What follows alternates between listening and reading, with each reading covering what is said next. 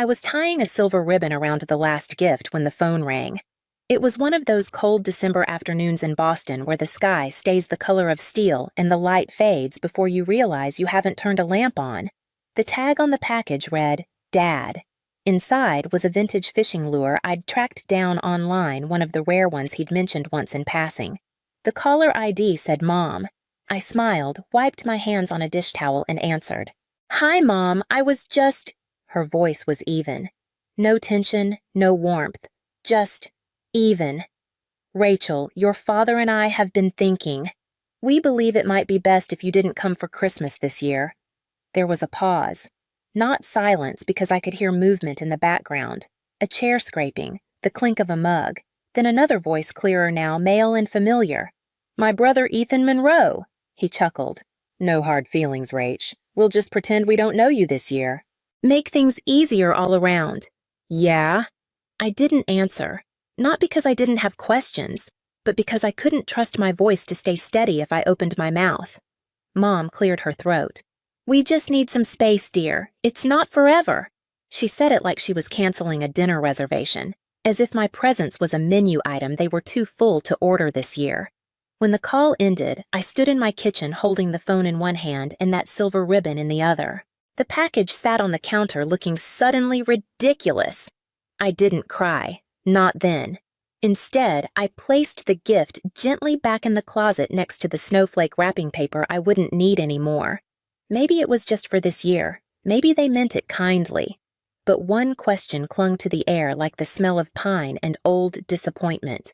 What had they already decided about me long before they told me not to come? It didn't start with that phone call. I know that now. But back then, I thought we were still a family. Flawed, yes. Uneven, but still orbiting the same center. I grew up in Hartwell, Vermont, in a 2-story colonial house with green shutters and a porch swing that creaked when the wind changed. My mother, Gail Monroe, taught 2nd grade at the local elementary school.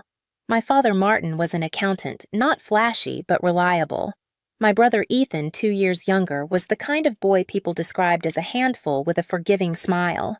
He had charm, that slippery kind that gets teachers to extend deadlines and neighbors to look the other way. I was the quiet one, the reader, the one who lined her shoes under the bed and memorized state capitals for fun. I don't remember when it started feeling uneven, when praise for Ethan came with dessert and mine came with a nod and a half smile. When Ethan scored a C+ in algebra, Mom made brownies. When I won the regional science fair, she said, "That's nice, sweetheart. Did you remember to call Grandma Dad would squeeze my shoulder sometimes?" A silent code between us, maybe. But he never said anything out loud. I left Hartwell at 18 with a scholarship to Boston University and a quiet hope that things might feel different from a distance. They didn't. Ethan stayed behind, failed out of community college, tried real estate for a year, then landscaping, then nothing. By 29, he was still in my parents' basement. And yet he was always trying. When he finally moved out, it was with a new lease co-signed by Mom and Dad, and as I later learned, rent half covered each month by a little help. I never begrudged him support. What hurt was how quietly my own support had been dismissed.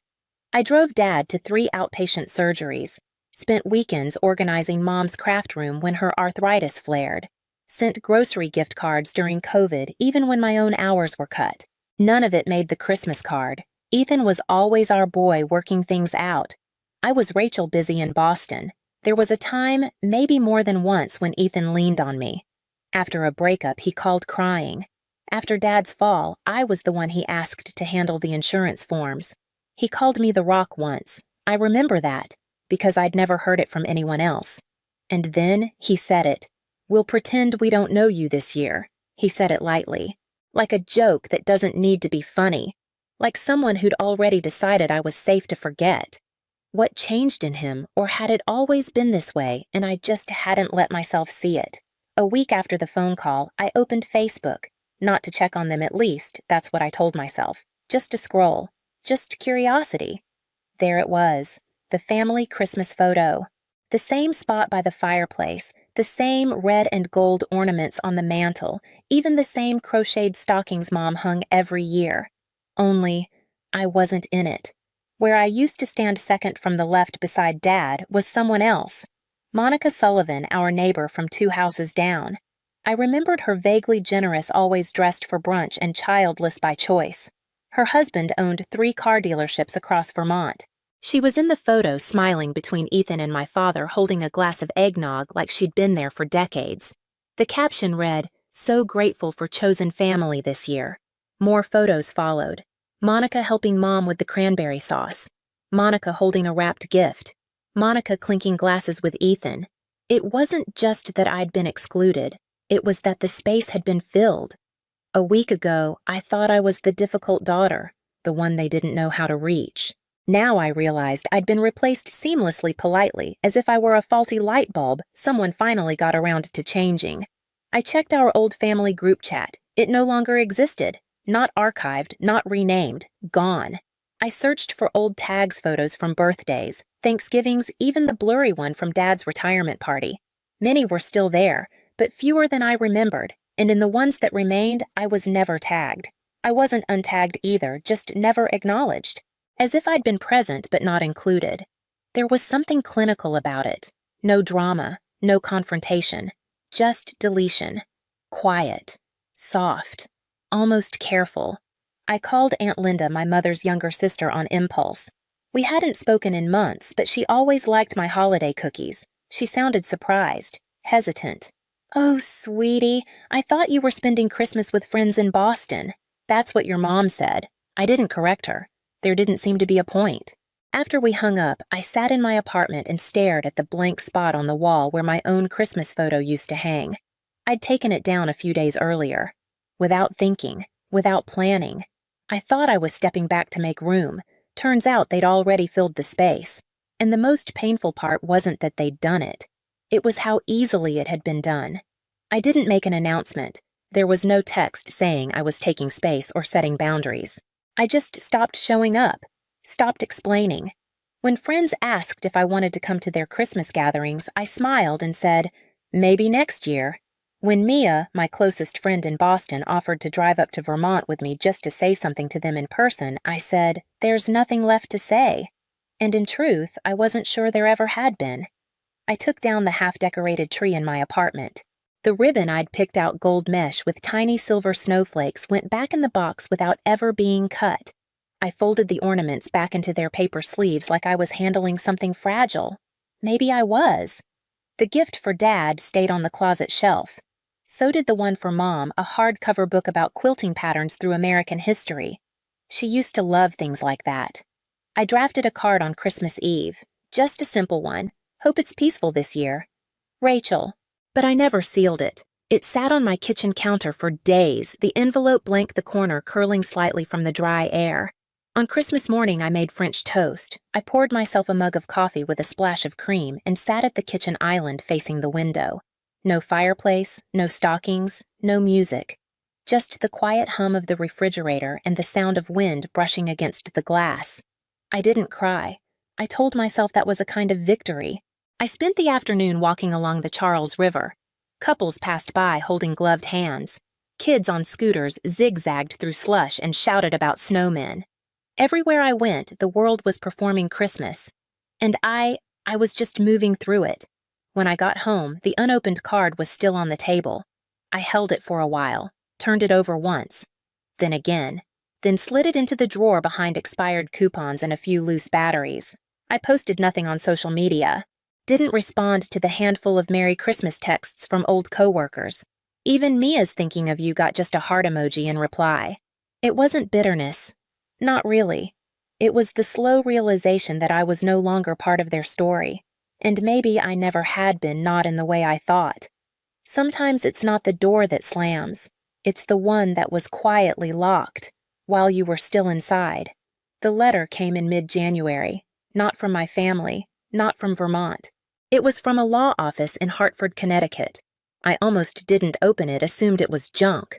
But the envelope had weight, thick paper, the kind that means something serious. Inside was a note, neatly typed.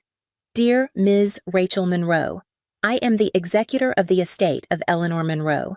Your presence is requested regarding matters of inheritance. Please call to confirm receipt. Eleanor Monroe. My grandmother, my father's mother. The only person in my family who ever made me feel seen without asking me to earn it. I blinked at the paper. Because she had died 5 years ago. Or so I thought. I called the number. The voice that answered was calm, older, precise. Robert Harrington, estate attorney. Your grandmother passed on November 12th, he said. Of this year, he clarified. I sat down slowly. That's not possible, I said. I would have known. My father would have told me. There was a pause. Not out of surprise, out of patience. I believe you should come in, Ms. Monroe. There's more. 2 days later, I sat in a quiet, oak-paneled conference room. There was a leather folder, a cup of untouched tea, and a man with a kind face handing me a death certificate. Date of death, November 12th. Obituary from the Burlington Free Press. Survived by her son Martin Monroe, daughter-in-law, Gail, grandson Ethan. No mention of me. Nothing. Like I'd never existed. Like I'd never been the girl who raked her leaves, brought her tea when her hip acted up, drove 3 hours just to change a light bulb because she didn't trust electricians. Why wasn't I told? I whispered. She asked that I contact you directly. She suspected your family might delay. He placed another document before me. Her will.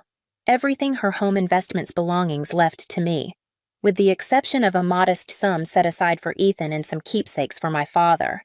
She updated this 3 years ago, Mr. Harrington said, and recorded video messages to support its validity. He opened a laptop and pressed play. There she was, my grandmother, a little thinner, frailer, but eyes sharp. Rachel, my darling. If you're seeing this, then I'm gone, and I suspect your parents didn't tell you. I want you to know I made this decision clearly and with love. You always came to visit. You never asked for anything. Your parents only came when they needed something, usually for Ethan. She paused, her mouth tightening. After your grandfather passed, I gave Gail power of attorney while I recovered from surgery. She used it to take out loans against my house. Small at first, then more. When I found out, I revoked it. Changed my will, told them. They weren't happy. Another video followed, then another. In each, she named dates, showed bank statements, spoke clearly, made jokes. She wasn't confused. She wasn't coerced. She was tired, but in control. When the screen went dark, I sat in silence. She wanted this to be protected, Mr. Harrington said gently, and to be sure you knew she saw you. That was the moment. The twist, if you want to call it that. Not the money, not the house, but that someone I loved had gone, and the people who shared her blood had not just let me miss the funeral.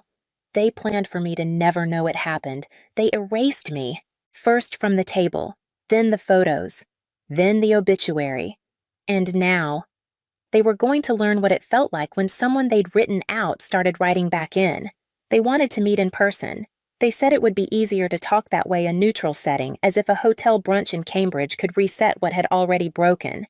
I said yes, not because I expected clarity or even apology, but because part of me still needed to look them in the eye and see if there was anything left behind the silence. I arrived early. The restaurant was quiet, all low lighting and half-filled coffee cups. I chose a table in the corner, facing the door. I wanted to see them coming. They arrived right on time. My mother, Gail, looked older, not just thinner like something in her had hollowed out. My father, Martin, wore the same wool coat he'd had for years, but he seemed smaller inside it. And Ethan, my brother, well, he looked better than ever. Clean-shaven, smug, and wearing a watch that shimmered gold when he sat down. There was small talk at first, nothing that mattered. Then Gail got to the point. She said there had been a lot of misunderstandings since Grandma's passing. She implied that Eleanor hadn't been thinking clearly when she made her decisions, that the videos didn't tell the whole story. I let her speak. She moved carefully like someone trying to reposition a broken frame without acknowledging the crack. Eventually, she suggested that the inheritance be adjusted, that the investments could be divided between Ethan and me equally, she said. And the house, Grandma's house, could stay in the family, of course. Legacy matters, she added. Ethan didn't speak until then, but when he did, it was sharp. He scoffed at the idea that I deserved any of it, said Grandma always favored me, said I didn't understand what family meant. I looked at him, and all I could see was a boy I used to read bedtime stories to, now grown into a man who thought he deserved what he never earned. My father tried to step in, his voice soft. He said, maybe we could find a solution that honors everyone. But I'd already heard what they meant by that. They didn't want peace. They wanted to rewrite the ending and keep their names in the credits. I stood up slowly. Let the weight of the moment settle. I told them Grandma hadn't been confused. She'd been clear. She saw what they did, and she chose to protect me the only way she could. I didn't raise my voice, didn't accuse, just said the facts out loud, the ones they hoped would stay buried. Gail stiffened. She told me to sit down, said people were staring. I told her to let them stare. And then I said what had been building in my throat since Christmas. It was never about me being the problem. It was about me no longer agreeing to play the role you wrote for me. Martin looked down at his hands. Ethan muttered something under his breath. I didn't catch it. I didn't need to. As I turned to leave, Gail called after me. If you walk away from this, Rachel, don't expect to be welcomed back.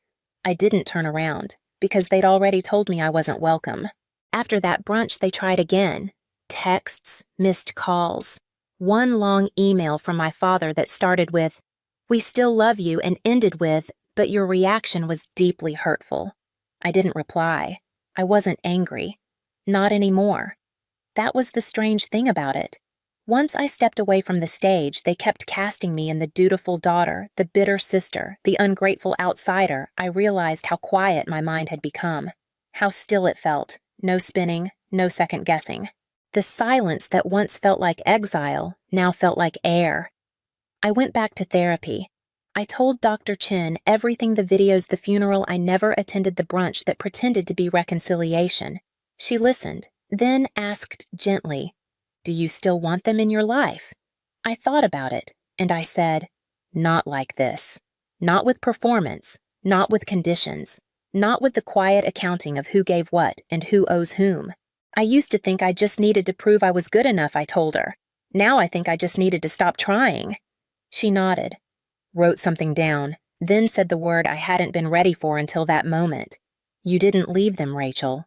You stopped letting them pretend you were still there." That night, I deleted the group chat thread, took my parents' birthdays off my calendar. I boxed up the framed photo from years ago, the last one where we all smiled on the porch like we meant it, and placed it gently in the back of my closet. Not out of spite, but because I no longer needed it on the shelf. They kept telling people I'd changed. Maybe I had, but the truth was simpler than that. I just stopped apologizing for existing. A year later, I hosted Christmas for the first time. It wasn't big, just a few friends. People who'd seen the whole unraveling and stood beside me anyway.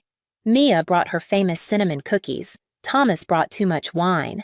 Someone brought fairy lights, someone else brought laughter. We had no tree, just candles in the windows and a pot of mulled cider on the stove. Soft music played in the background, Nat King Cole, quiet and familiar. The windows fogged from the heat, and someone wrote a smiley face in the steam. No one asked where my family was. No one made space for ghosts. Before dinner, I walked into the living room and placed a small photo frame on the mantel. It was just me and Grandma Eleanor sitting on her porch. I must have been 12. She was holding a mug of tea. We were both laughing at something outside the frame. There was no one else in the picture. No one else had taken it. I stood there for a moment looking at that photo and whispered, "Thank you for seeing me." Later that night, I checked my phone. There was a message request from Ethan. I didn't open it. Another from Mom. Just a period. No words. No context. As if she still thought silence could be power. I closed the app, turned off the light. The photo stayed on the mantel. Still. Unmoving. Unbothered. It didn't ask for explanation. It didn't need forgiveness. It just existed like I had all along, even when no one believed I did. You don't need to be in their picture to exist. You just have to stop letting them crop you out. If you've ever been quietly replaced and no one said your name again, just leave a dot. You don't need to tell the story. Sometimes one word they never said to you is enough.